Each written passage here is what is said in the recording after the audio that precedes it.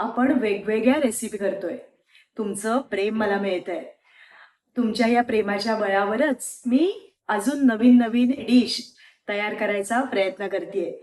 आज नारळी पौर्णिमा स्पेशल आपण करतोय नारळी भात. प्रत्येक घरात आवर्जून केला जाणारा हा पदार्थ म्हणजे नारळी भात. जितका पारंपरिक आहे ना, तितकीच त्याची गोडी अगदी अवीट आहे. मी करतेय. तुमच्याकडे हा नारळी भात करायची काही वेगळी पद्धत आहे का, हे मला सांगा. आणि माझी रेसिपी कशी वाटली तेही आवर्जून सांगा. करून बघा आणि तुमच्या काही सूचना असतील तर त्याही येऊ देत. चला करूया. मंडळी नमस्कार. नारळी पौर्णिमा आली. नारळी भात करूया. मऊ मोकळा रसरशीत नारळी भात करू. जितका सुंदर दिसतो तितकाच सुंदर लागतो.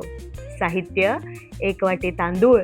तांदूळ 2-3 वेळा स्वच्छ पाण्याने धुवून घेतले. ज्या वाटीने तांदूळ मोजून घेतले त्याच वाटीने 1 वाटी गूळ, 1 वाटी ओलं खवलेलं खोबरं.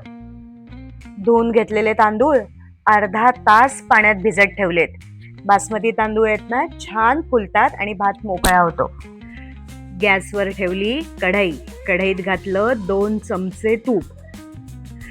आता तूप विरघळलं की त्यात घातले पाव वाटी काजूचे तुकडे आणि काजू चांगले गुलाबीसर रंगावर येईपर्यंत तळून घ्यायचे.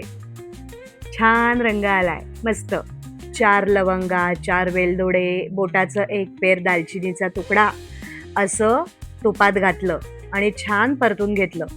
हे जे मसाले घातलेत ना आपण, त्याचा भाताला इतका सुंदर स्वाद येतो की वरनं आपल्याला वेलची जायफळ पावडर नाही घातली तरी चालते. आता फोडणीत घातलं भिजलेले तांदूळ आणि छान परतून घ्यायचे. तांदूळ जितके छान आपण परतून घेऊ तितका भात मोकळा सुटसुटीत होतो. आता घ्यायचं खोबरं. जे आपण खोबरं घेतलं होतं ना, त्यातलं पाऊण वाटी खोबरं आपल्याला भाताबरोबर परतून घ्यायचंय. थोडंसं ठेवायचं आणि आता तांदूळाच्या दुप्पट आपण पाणी गरम करून घेतलं होतं ते पाणी घातलं. काजूचे तुकडे घातले, मनुके घातले आणि हळूहळू हळू छान ढवळलं. छान ढवळून घ्यायचं. चिमूटभर मीठ घालायचं. कुठल्याही गोड पदार्थाची गोडी अजून वाढते. बघा, बघता बघता भात तयार झाला. आता ठेवायचं झाकण. 5 मिनिटं वाफ येऊन द्यायची. मी दुसऱ्या गॅसवर भात ठेवलाय शिजत. तोपर्यंत एका कढईत तूप घेऊन त्याच्यात मी आता 1 वाटी घेतलेला गूळ घालणार आहे. उरलेलं पाव वाटी खोबरं घालणार आहे आणि छान हलवून घ्यायचं.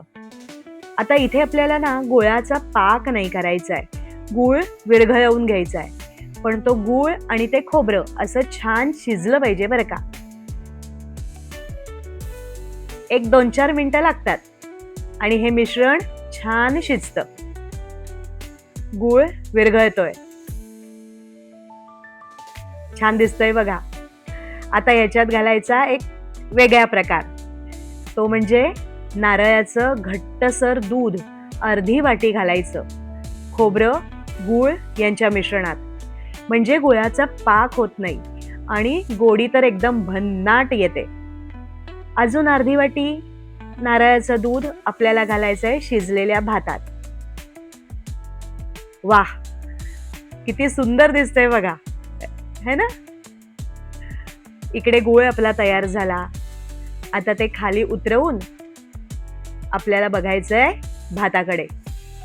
कसा मोकळा मऊ भात तयार झालाय बघा. शीत आणि शीत वेगळं दिसतंय. फडफडीत सळसळीत भात तयार झालाय, तरी पण छान शिजलेला आहे. आता इकडच्या शेगडीवर घेतलं भाताची कढई.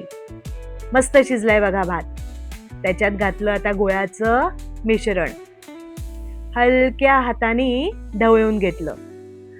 शीत मोडता नाही कामा बरं का. शीत तसंच छान राहिलं पाहिजे. असं छान हलक्या हाताने भात आणि गुळाचं मिश्रण एकत्र करून घ्यायचं आणि मग ठेवायचं झाकण आणि 5 मिनिटं छान मंद आचेवर वाफ काढायची. याच्यामुळे ना भात जो असतो, भाताचं शीत ते दाठरत नाही, मऊच राहतं. एक 5 मिनिटं आपली झाली आहेत.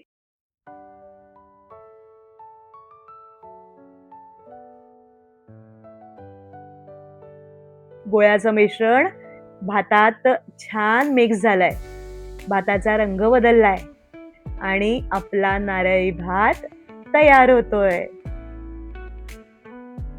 आत्ता जरी तो असा ओलसर वाटला तरी परत आपण झाकण ठेवून 5 मिनिटं त्याला वाफ काढणार आहोत. त्यावेळेला त्याचा सगळा ओलसरपणा जातो आणि भात सुंदर तयार होतो. आता शेवटची 5 मिनिटं मंद आचेवर. भात तयार. आहा, सुंदर रंग आलाय, मऊ मोकळा आणि कसा रसरशीत दिसतोय, घशाला दाठरा बस.